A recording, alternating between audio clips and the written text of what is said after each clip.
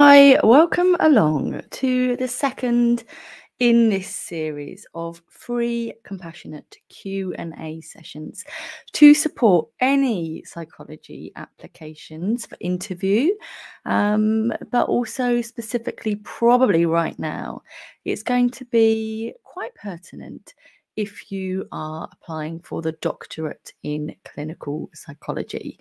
So whilst I'm waiting for people to join us, I thought I would briefly go through A, who I am, and B, what the process is for becoming a clinical psychologist in the UK. Before I do that, I'd like to apologise for the fact that this didn't take place last Monday. So today is the 25th of April 2023, and it was originally scheduled for Monday the 17th, I believe. And I just didn't remember. I'm so sorry. I was running a session in my membership with a CBT therapist, and I clicked start on that, and then it just wasn't on my radar, so I can only apologise. And yeah, I wanted to do it today. It was a plan I was going to do it today, and then I've broken my elbow. Can't quite see, but I'm wearing a sling. So I broke my elbow on Sunday, which was, again, not really part of the plan. So if you have tuned in live, please let me know that you can hear me okay. Feel free to say hi in the comments and ask me any questions. If you're watching on YouTube, why not subscribe? That would be good. All right. So just before we kick off, I will briefly go through what the process is to become a clinical psychologist in the UK, just in case people are watching on replay and stumble across this and don't know that. So it is a 3-year professional doctorate qualification.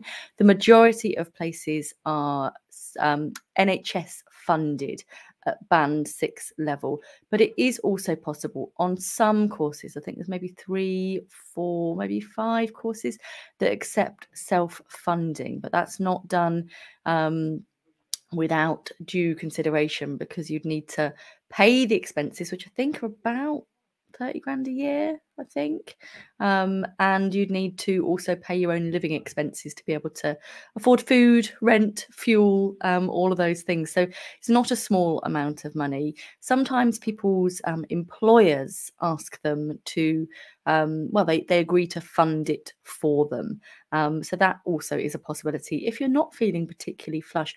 But even then, even if you want to self-fund, it's still incredibly competitive to get a place, and they're not going to let you get onto that doctorate if you haven't got the appropriate skills, qualifications, and expertise. So by the time you have an interview for the doctorate in clinical psychology, whether that is self-funded or whether that is taught, you will have an undergraduate degree which offers you the graduate basis for registration with the British Psychological Society.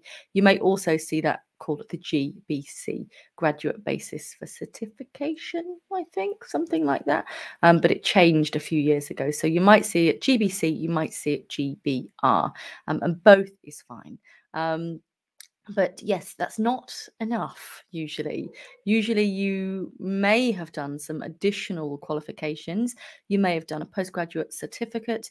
You may have done a master's. Not essential, but always useful to evidence that you're able to strengthen your academic experience.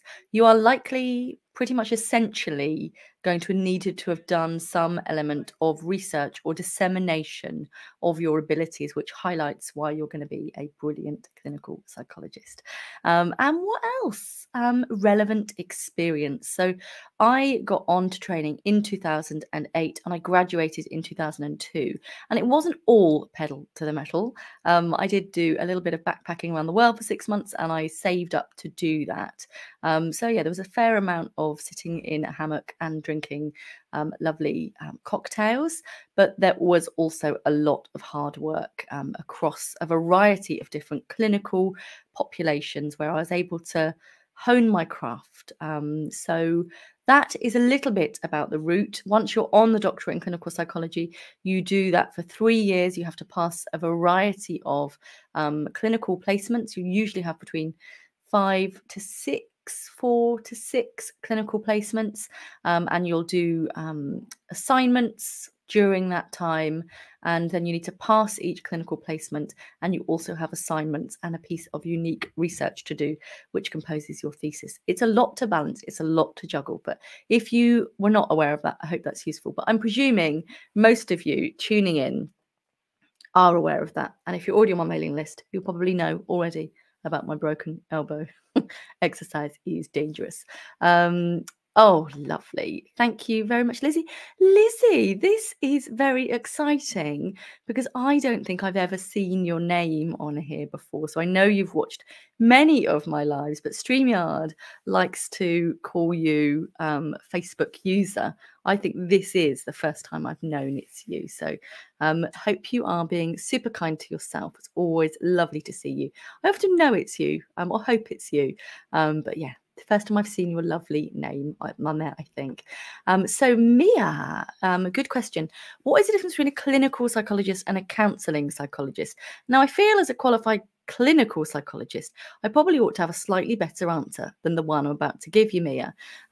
So one of the differences is that it is a self-funding route only for counselling psychologists. And again, you might be able to get an employer to sponsor you to do that, but it's up to you to cover your living costs and your salary.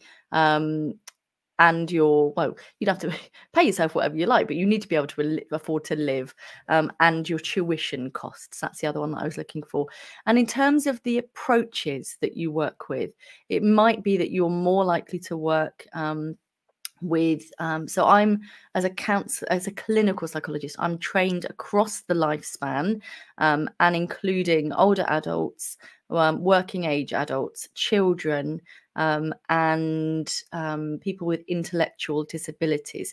And it might be that with counselling psychology, depending on where you get your placements, it might be that really you have the bulk of your experience in one particular specialism. So of all of the counselling psychologists I know, I think they did their placements at the same place throughout training. So they didn't necessarily have a variety of different clinical presentations they were working with. But that said, whether you still get taught about those clinical presentations, I don't actually know the answer. So I'm sorry, Mia, that might be a slightly rubbish answer. But speaking as a clinical psychologist and being very good friends with a number of counselling psychologists, in terms of the way we think about problems and the way that we can talk articulately and help people, I personally don't necessarily notice huge amounts of differences in our skills and abilities. So if you are a counselling psychologist and you are watching this, please do let me know what you think to my explanation. It might also be the variety of different approaches that you are trained in.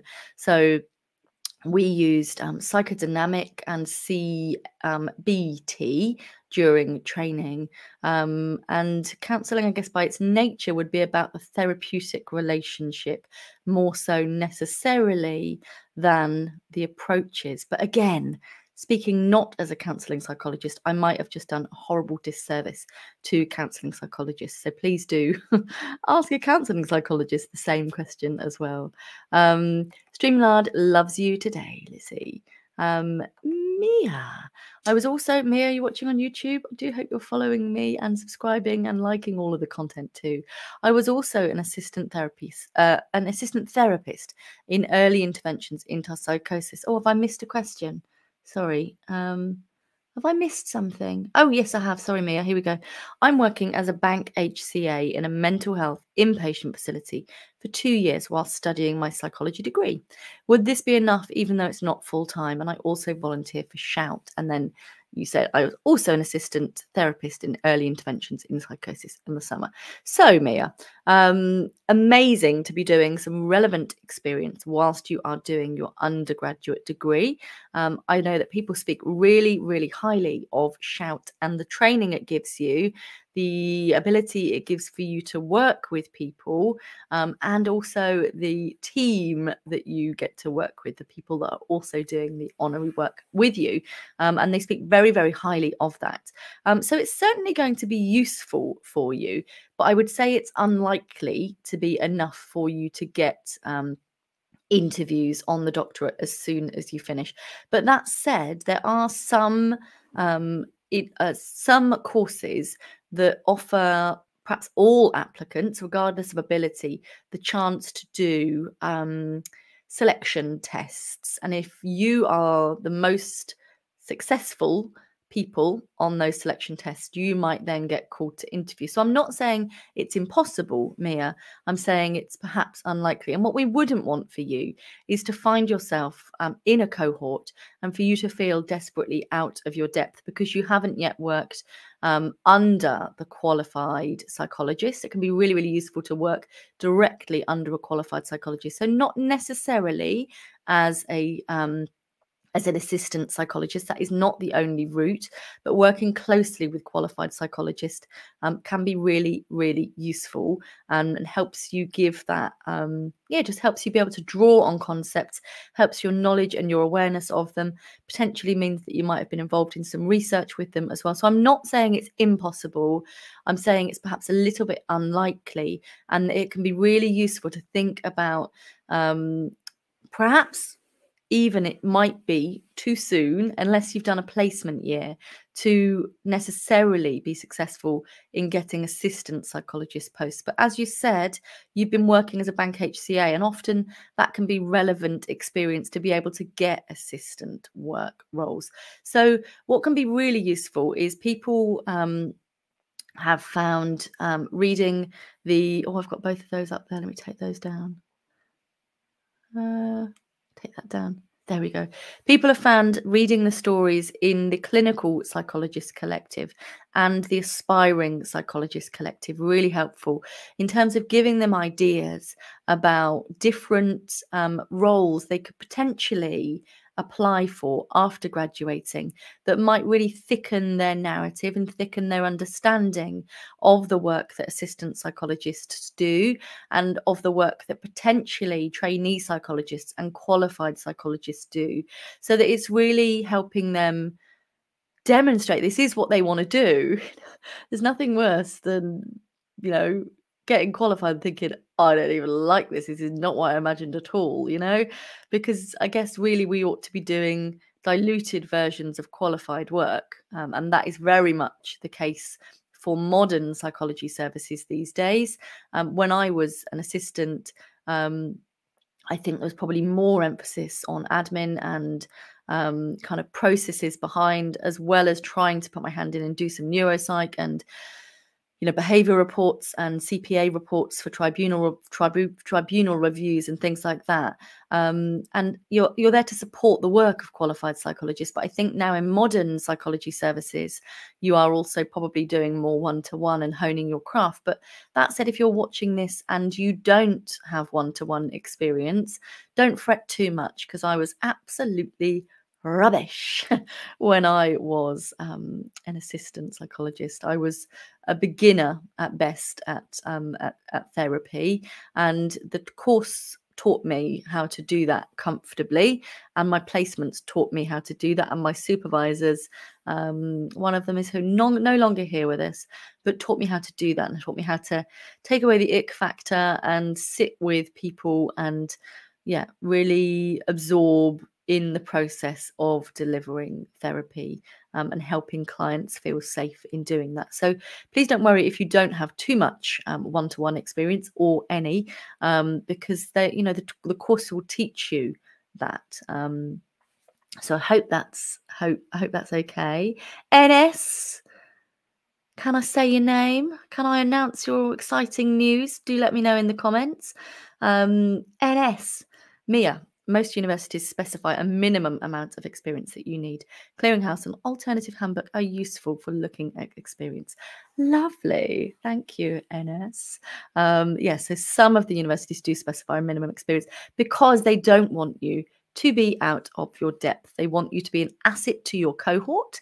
They want you to be able to be an asset to your clients, and they want you to be ready developmentally and intellectually and holistically to soak up everything that you need to learn to make you a really competent trainee clinical psychologist. LinkedIn user. If you don't want to be a LinkedIn user, go to www.streamyard.com/LinkedIn and give it your permissions to see what you're saying. It's always a good idea for me to read the comments before putting them on screen in case somebody sent me a horrible spammy thing and I've just been talking to you whilst that's on there. So I will read that now, a little bit late. Does completing a conversion master's in an accredited psychology program make you eligible to apply for a DClinPsy program if the undergraduate degree was not done in psychology? Yes, so long as it is accredited by the BPS. So yes, I should have specified that at the beginning, that your undergraduate degree doesn't necessarily need to be in psychology. So for example, mine was, but someone else on my cohort did philosophy and then did an accredited conversion program. Yes, and then someone else I know did teaching and then did an accredited conversion program. So yes, an excellent point, but well worth checking. Okay, Mia. Yes, I've liked and subscribed. Thank you. Would being a PWP be good experience? Yes, it would. Absolutely. People I'm aware of who are PWPs have got onto training and have interviews for training courses this year. That said, I would just add a little caveat, just a slight rejig of my sling. Not terrifically comfortable slings. I think they need a slightly more modern update. Yes. Yes, but with PWP work, you might well be supervised by a senior PWP. You might still be supervised by a qualified psychologist, but the training for PWP in England is funded by Health Education England. I don't think I need these in actually anymore, but I don't want to ruin the sound by taking them out. But I don't think I need them in. Let's see how we go, because this was left over from editing I was doing. So can you still hear me? I hope so. Can you still hear me? I hope so. Someone let me know. So yeah, in England, the funding for PWPing is Health Education England. And in 2020, they announced that they would be not allowing people who'd had Health Education England funding to apply for the doctorate clinical psychology for 2 years after the completion of their last kind of bit of funding. So after they'd qualified, there was, of course, an outrage about the short notice arrangements involved in this. And it was spearheaded by Jason White, who is now a current trainee psychologist.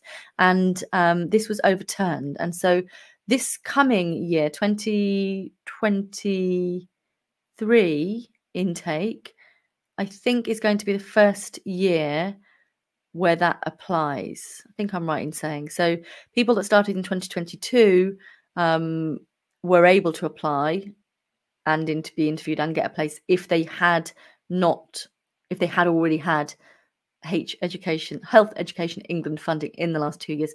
But this year will be the first year where that rule is enforced. So yes, if you were to do PWP training, which is very good experience, and some people only ever want to do PWP work, they don't always want to use it as a kind of jumping milestone to getting on the doctorate. And this is why Health Education England and the Clearinghouse decided to put this in place, because they wanted to make sure that people were going into it mindfully and that they wanted to actually do this job as a PWP rather than using it just as a way of jumping to something else, which I think is right and fair and just, because we need to be making sure that what we're offering to the NHS is good value, and that we're not just kind of exploiting what's given to us.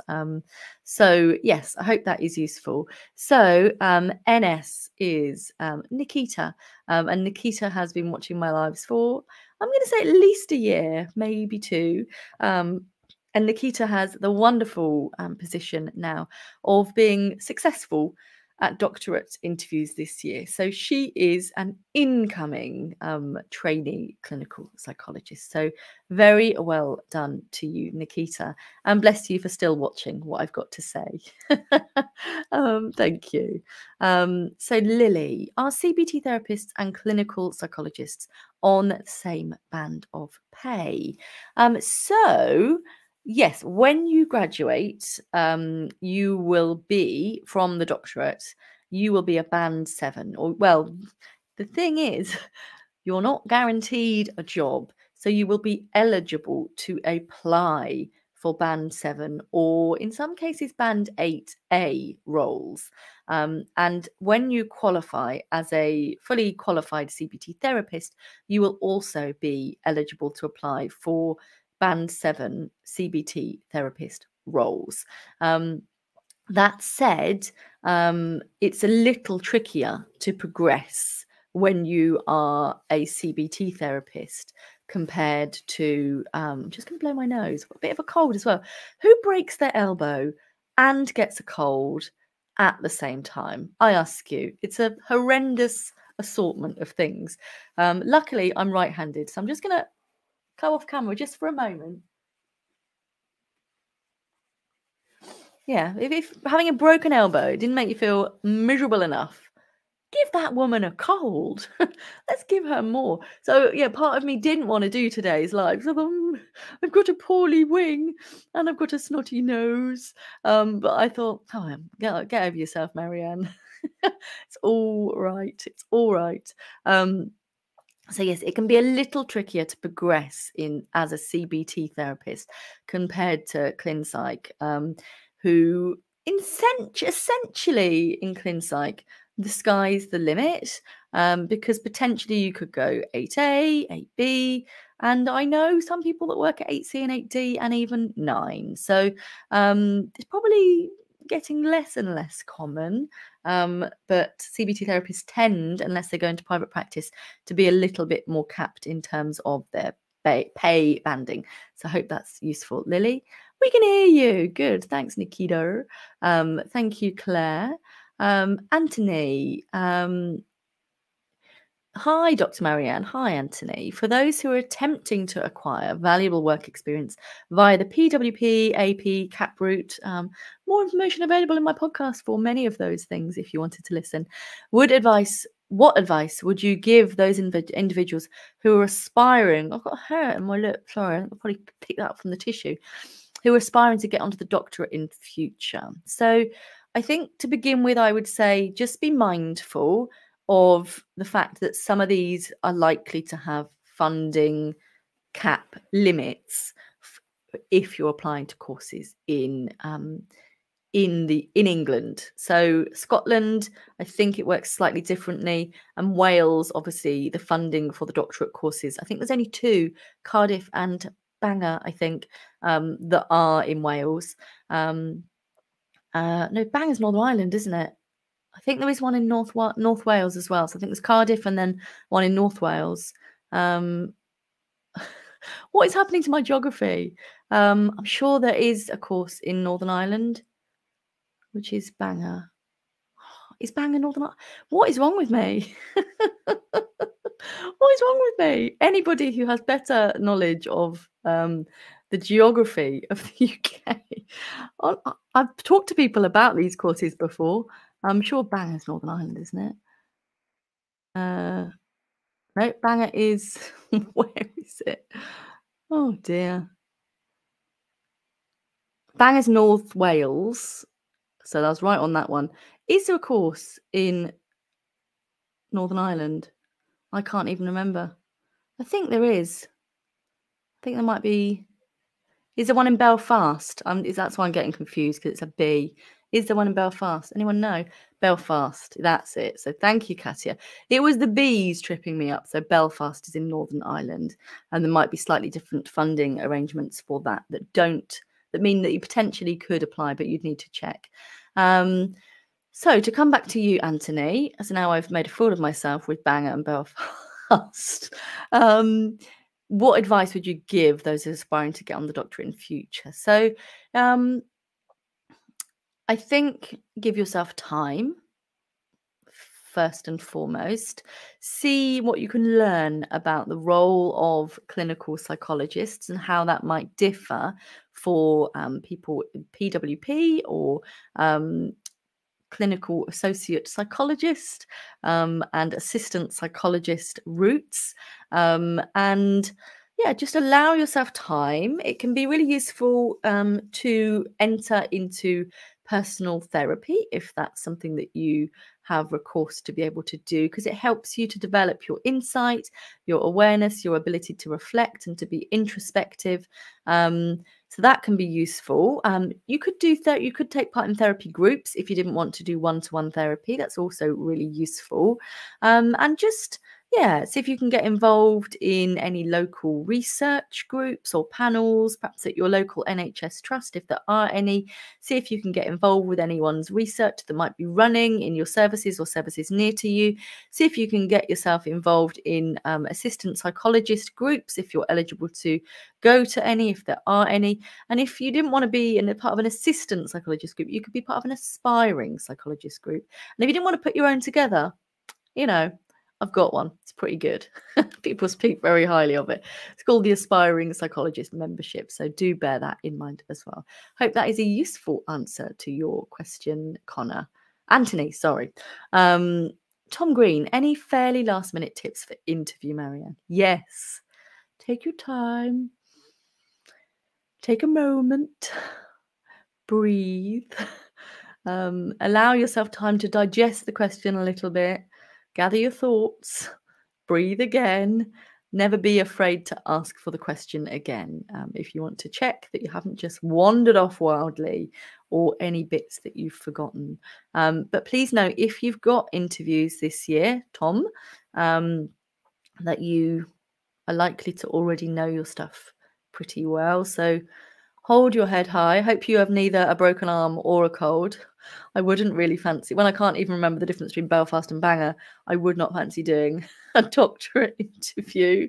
I definitely wouldn't. But I guess if I was gearing myself up for a doctorate interview tomorrow or sometime like that, I would try to make sure as much as possible that I slept as well as I could. So I'm staying off alcohol, trying to not watch anything that was too stimulating in the evening, and just try to cut out as many of the possible difficulties that you might encounter for the day of your interview. So if it's in person, I would think about whether, if it's tomorrow, it might be a bit late, but think about whether you can travel and stay overnight.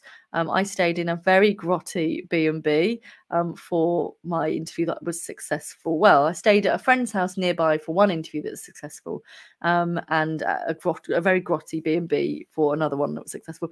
If I had my time again, I'd stay somewhere slightly nicer, even a Premier Inn. You know, I quite like a Premier Inn. I probably would have done that, but in those days, I stayed in a B&B because I wanted to minimize the amount of things that could go wrong. If it is a remote interview, then think about making sure no one else is online. Think about an Ethernet cable if you have one, because sometimes you're like, no, my internet's fine. Yeah, my internet's great. Apart from the day when you need it to be, and then it goes all wobbly and it won't have any of it. But yeah, just raise your head high.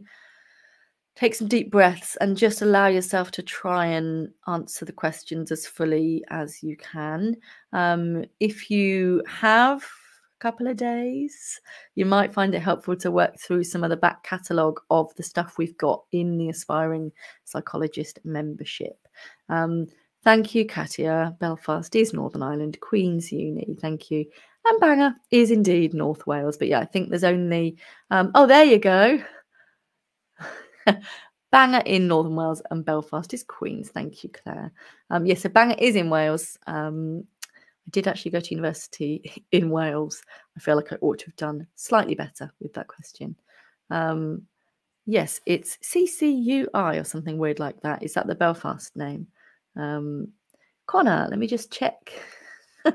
You haven't sworn. I feel like Davina McCall. Please don't swear. Hold on. I'm being imposted upon. It's my eldest looking for the iPad cable. No. Off you go. Don't need you on camera. Hi. don't know if you've been in my world for a while, but I don't talk about my children's names on camera or anywhere, and I don't let their faces be shown either. And I don't share their faces on my socials at all, even my personal ones. It's just not my bag, baby. Okay, so yeah, just checking that you're not swearing in the Davina style way. There we go.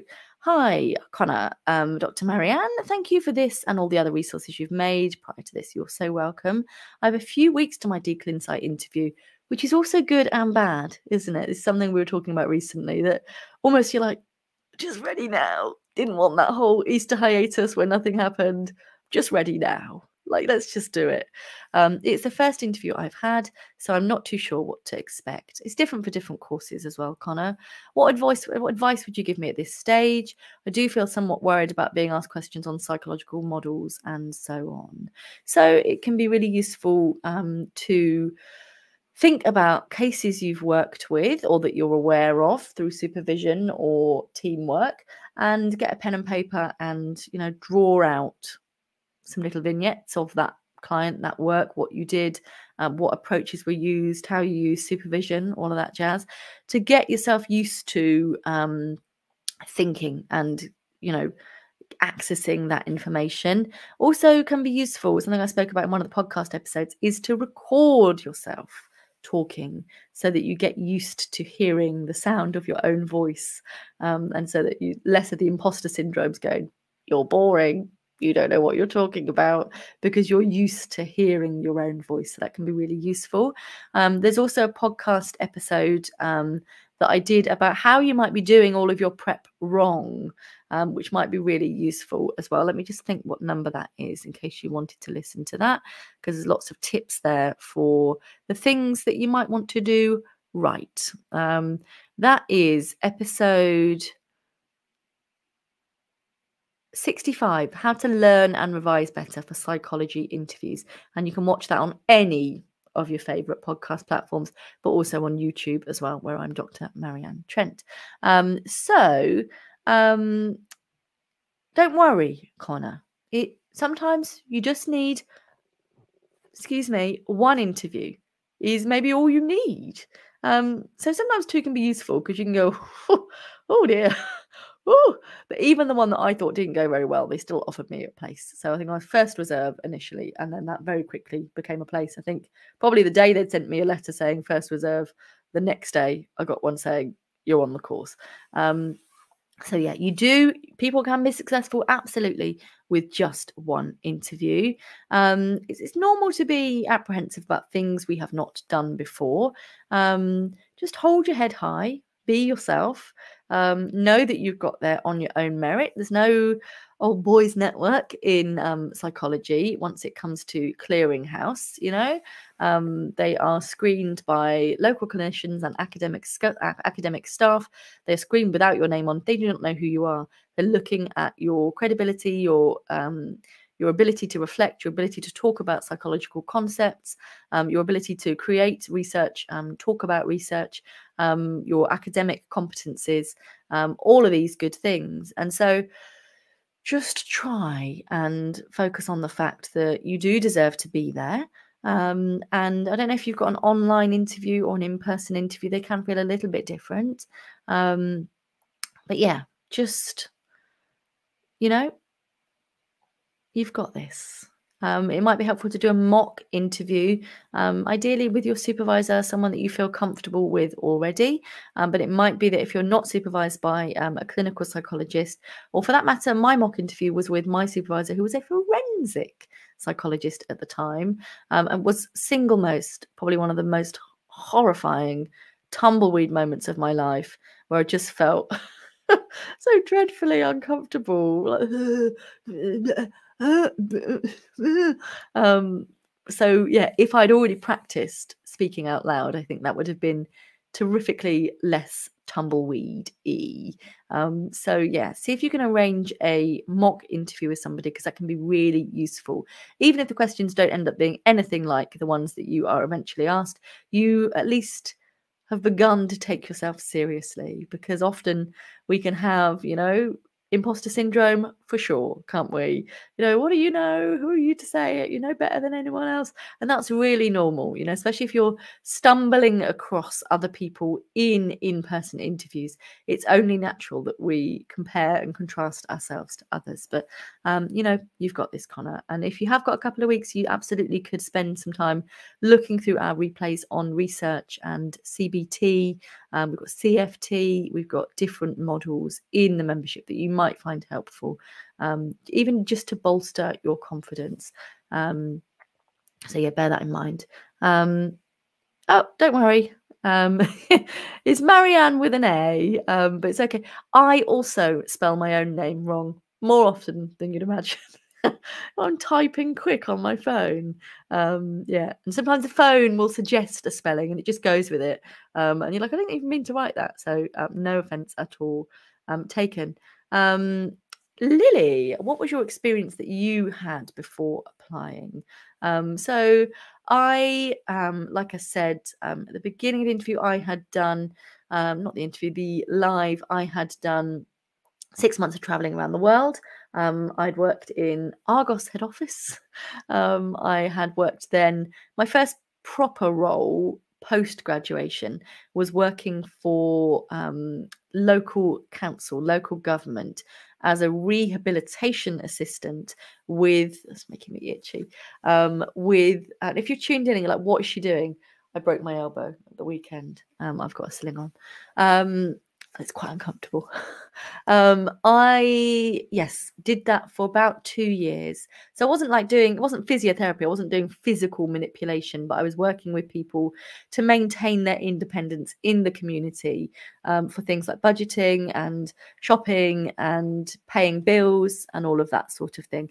Working with people who might have had traumatic brain injuries. So really cultivating my skills and my experience in working with people of all kind of types of physical disability. So, you know, spinal injuries, cerebral palsy, yeah, lots and lots of different things, multiple sclerosis, lots and lots of different things. And then from there, I went on to do an honorary post at the same time. Actually, I did annual leave to do an honorary post in a neuro rehab unit as an assistant psychologist. And then I got a paid post as an assistant psychologist working across 3 units in an inpatient setting, working in forensic wards, 3 forensic wards, but as a clinical assistant psychologist. And then I got an NHS post. My first NHS post was working in a youth prison for 6 months. So I started there in February and I finished in August, went traveling around India, and then I got home and moved to the course 2 days later. Had my leaving party the day after, and then I moved the day after that, I think. So that was a whistle-stop tour of my experience. But when I was doing my undergraduate degree for year 2 and part of year 3, I was also working in student services. I'm going to sneeze. Excuse me. Ah, and I lifted my poorly wing. If you sneeze, it clearly is natural that you lift your other arm. That hurt a little bit. I'm going to blow my nose. I'll be back in a second. Sorry. Oh. What a shambles, eh? What a shambles. And I also did home caring. So when I was on university holidays, I did home caring. And then after I graduated, I did home caring before I started working before I started doing temp work. But I really, really enjoyed home care work. So if you haven't done that and you think you can overcome your disgust reaction to get up and close and personal to other people's bits and pieces, I would absolutely recommend it to anybody, because I learned so much about myself and about forming really important working relationships with clients by being a home carer. Yeah, I've still got some very fond memories of that time. Claire, thank you for the last minute tips for Tom and the rest of us. I'll try and breathe and breathe again. Yeah, you know, when we look at our window of tolerance, not much good happens when we're not in our optimal zone in the middle. You know, we don't want you hyperventilating all over the place, and equally well, we don't want you the other end dropping out and starting to yawn. So just try and keep yourself grounded, keep your feet on the ground, wiggle those toes, do all of the good stabilization stuff that we do with clients when we're keeping them focused and present, get them to breathe, all those good things. Tom, you're welcome. Nikita, just checking that you're not swearing. I don't think you will. I've often wondered if our name isn't included in screening. Surely some people could still be identified, e.g. if you have a last name in a publication's dissemination. I believe I'm right in saying that's all asterisked out. So if your name features, it will be removed. I think I'm right in saying that. So I've never screened papers, so I've not seen that. But I have seen the printouts of the applications once I've seen people at interview, and that is just a printout. But I think at screening, it's all like probably used like, you know, what we use to redact things in services. It's your name will not be there. I believe that's the case. What if you haven't had supervision in your work experience? So I would say the majority of the roles that are useful in cultivating your abilities as an aspiring psychologist would usually have supervision attached in some form. So even if you're a nurse, you know, there would be supervision. If you're working as an occupational therapy assistant, for example, there would be supervision. If you were working as an assistant psychologist, there would be supervision. When I worked for local government, there was supervision. Why would you not have supervision? So it doesn't necessarily need to be from a qualified psychologist. People do get on to clinical training without having worked under a qualified psychologist. But certainly for most of the roles I can think of, there is some element of formal supervision, because of course formal supervision is good for your own development, but it's also good for safeguarding, and it keeps clients safe. And helps you kind of think about the things that you have a blind eye to, that you're not yet aware of, or you don't yet have the skills, knowledge, or expertise to move forwards. So yeah, let me know more about what you're thinking, what sort of role you're imagining, Lily. You're right. I think imposter syndrome has been a real hurdle for me, being dyslexic, and the experiences I've had with that. I would appreciate the kind words. You're also welcome. I would probably reflect on that, Connor. You know, if there's any interpersonal questions asked, you know, I would say that in the past, I felt like I wasn't good enough. And I don't know how old you are. Can't tell by your picture, it's too little. But, you know, maybe, you know, you could say it's maybe taken me a couple of extra years to get to the position where, and that's not me calling you old. I literally have no clue how old you are. I'm just giving an example of what I might say if this was the case. You know, it's maybe taken me a couple of years to raise my head high enough to believe that I could ever be a clinical psychologist. And, you know, when I've worked, I would probably say when I've done my my degree or my master's, I made use of the Clinical Centre for Academic Writing, or the Centre for Academic Writing, and I plan to do that again during training. I don't know, something like that, you know. But being able to move through what do we call them? The beliefs we have about ourselves, the self-limiting beliefs. So I would suggest that being dyslexic is probably currently a self-limiting belief. That's not to say that in terms of your own intersectionality, that it's not been tricky for you, you know, even to get to the position where you have a degree and that you're, you know, applying for the doctorate and quite possibly having, you know, doctorate interviews that are successful. That's really good. But with the software that we have around for us these days, even on Word or systems like Grammarly, using AI to some extent, although do not use AI to write your assignments for you, but things like Grammarly and Word really help you with your grammar and your spelling. And so it maybe doesn't need to hold you back as much as you think it might. And even things like writing notes, most services now use paper-free notes as well. And so there's going to be systems in place that help you. And It might be that there's different systems that work well for you. You know, perhaps there's different color coding things that work well for you, different colored paper.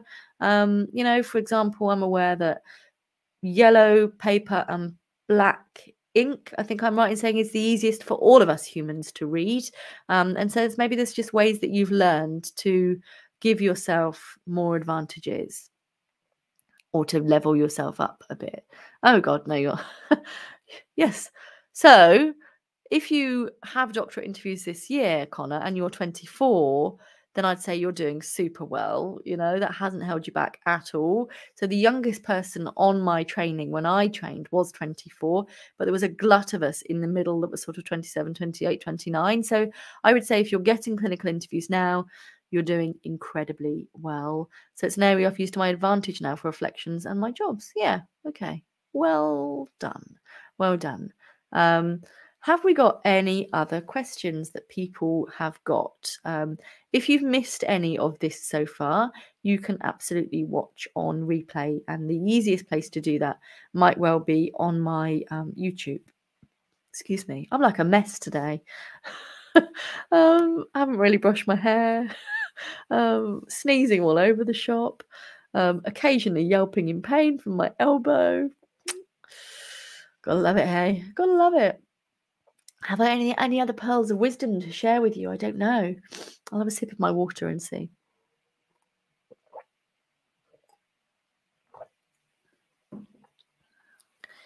And if you, I forgot to say, I should have said this before. If you are watching on Twitter and you're wondering why I haven't said anything about any comments that you have put in the chat, then it's because for some reason Twitter will not allow, and it's nothing to do with Mr. Musk, because this was around before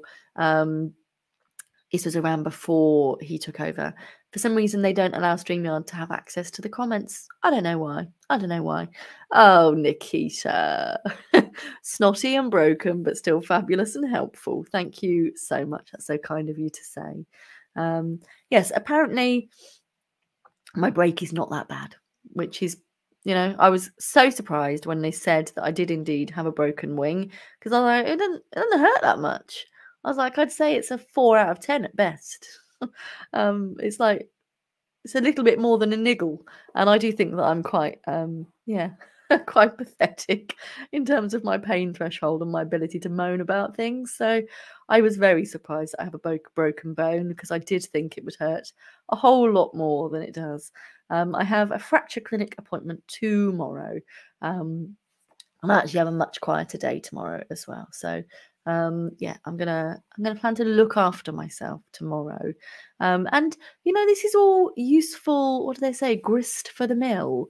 Is that some days you will have things to do when your body is maybe not really agreeing that it wants to be where you want it to be. And you've still got to pull things out the bag, haven't you? But that said, you know, if I was having to drive to placement, I'm obviously not allowed to drive right now. That would be tricky. And so I probably would have taken a period of sick leave, or see whether I could work from home and do, you know, remote working in these days is a lot easier. But if you're not well, or you are in, you know, more than 4 out of 10 pain, it's a question of whether you should be working at all. So I'd say, yeah, if I had any more pain, it probably wouldn't be advantageous. And there has been a bit of fiddling with this and trying to get comfy today. And so, yeah, there we go.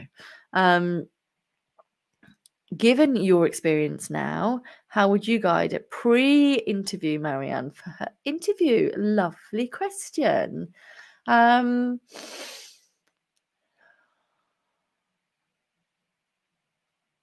don't think I could have done my interview for the course I chose any better, which might sound really arrogant, and it's not intended to be, but I came away from that thinking, if they don't want me based on that performance and based on what great day I had, you know, and that they gave me herbal tea, and I love herbal tea, and the buffet was delicious. Everything I loved. like, if these aren't my people, then I don't think I'm ever going to be successful, because I don't feel that could have gone any better. So I'd done half a master's. It was in clinical applications of psychology, and it had been really robust in guiding me through how to talk about research, how to think about neuropsych, and I had had such a wealth of experience by then, including my assistant roles, working with forensic older adults, working with young people. I also volunteered with the Brownies for a couple of years. My physical disabled adult work for the council, my work with disabled students at uni, my home care work. I really felt like I had a broad experience and an ability to talk about that. I think I was reasonably reflective at the time, but what I know now, to come back to your question, is that maybe I would have been applying some reflective models to what I was doing, and just making more explicit reflections. And it can be useful to think about stating where you're discussing from. So, sometimes I might say, well, speaking as a qualified psychologist, or speaking as a mother, speaking as a daughter, speaking as a bereaved daughter. Sometimes it can be useful to set the context from which you are speaking. And yeah, I think the tricky thing is that at the interview that I felt had gone slightly less well, I think they asked me a question like, was this what you were expecting? And I was like, no. It's like, I couldn't have prepared for any of this. And they laughed. And that didn't make me feel very good. And I was like, and I'd found the whole interview a little bit uncomfortable at times. And I thought, God, you wanted me to feel like this. And then they offered me a place, first reserve. And so for me, it felt like an easy choice to pick between the two, because I thought, well, the people who get me, who provide my dream buffet and give me a choice of herbal tea, or the people who actually were quite prepared to make me feel quite uncomfortable, that felt like a no-brainer for me. So yeah, I think just hold your head high. You are enough. There will be other people who might be better at therapy than you. There'll be other people who have done more research. But I know that I am good company. I know that I'm good at forming, effective therapeutic relationships with people. I know that people enjoy my company. If you're watching this thinking, I can't blooming stand you, woman, you are deluded, feel free to not watch, because generally speaking, I know those things about myself, and that people I work with, if they keep coming, they get better. I'm good at what I do, and I love doing it. And yeah, it feels like a bit of me. So just hold your head high. Think about the things that you are good at. Think about the things that maybe you have struggled with in the past.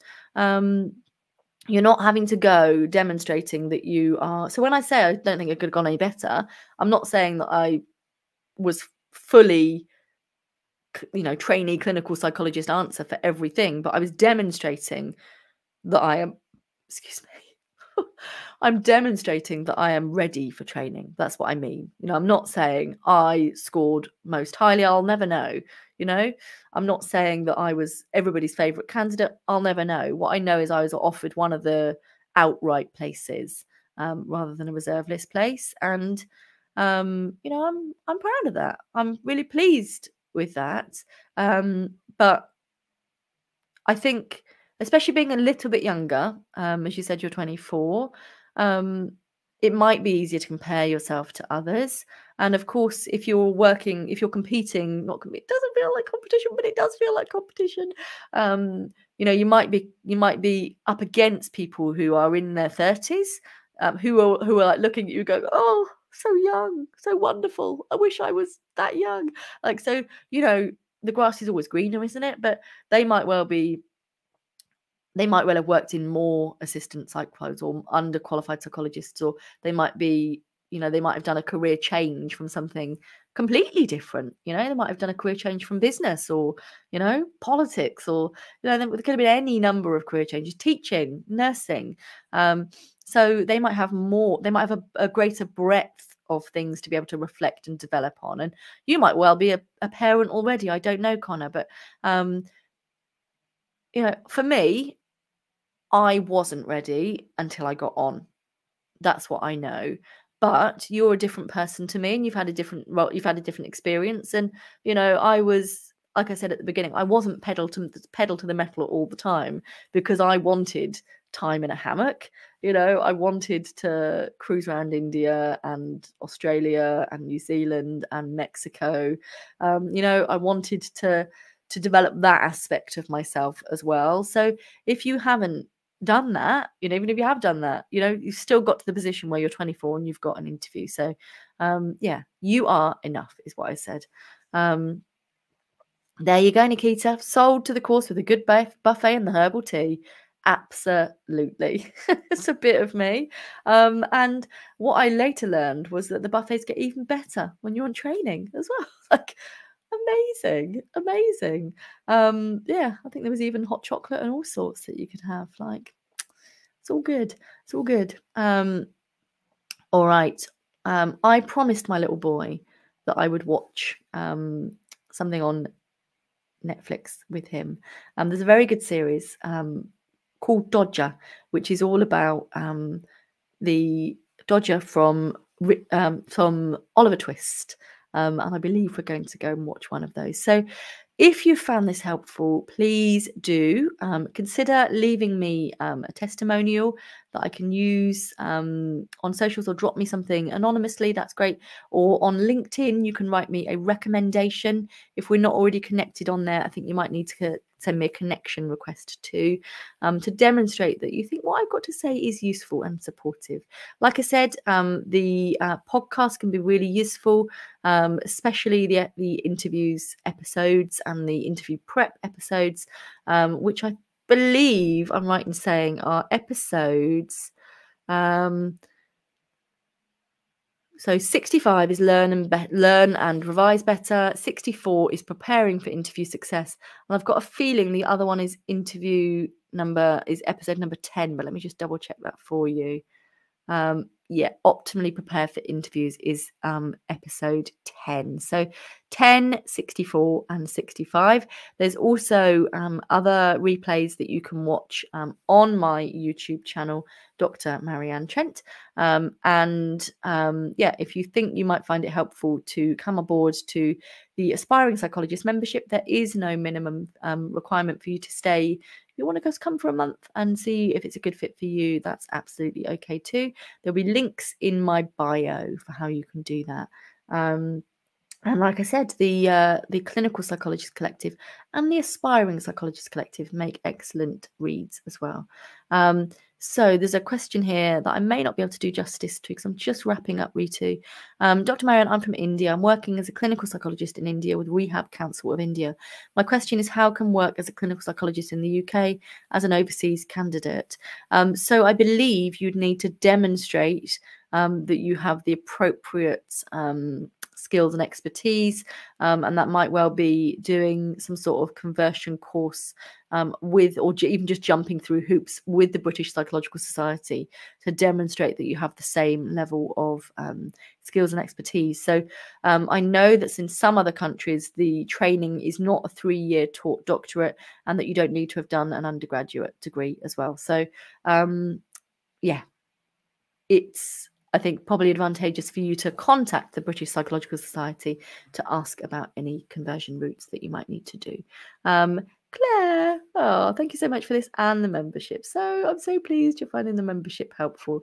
We have got a wealth of really great resources in there. So if research is your Achilles heel, or CBT formulation and skills, or just thinking about reflection and how to knock interview answers out the park. If you found this useful today, if you find any of the other memberships, any other live Q&A sessions helpful, I would say you're very likely to find the membership useful too. But don't take my word for it, you know. Claire is telling you as well that it's very useful. So yes, so pleased you joined me. Sorry about the random sneezes and the occasional winces from my broken wing. And I have got another of these sessions which is going to be running, which might well be after your interviews, but let me just tell you when that is. We've got one more happening, and that is going to be on, drum roll please, Tuesday the 2nd of May. So that is actually a week today. That's quite soon, isn't it? So yeah, that really is quite soon. So I will see you a week today. I think that's right, isn't it? Yeah, that's a week today because I was supposed to do it last week. So I'm sorry about that. But yes, there are still people who will be having interviews. Yeah, thank you so much for joining me, and I will look forward to seeing you a week today. Take care. Bye.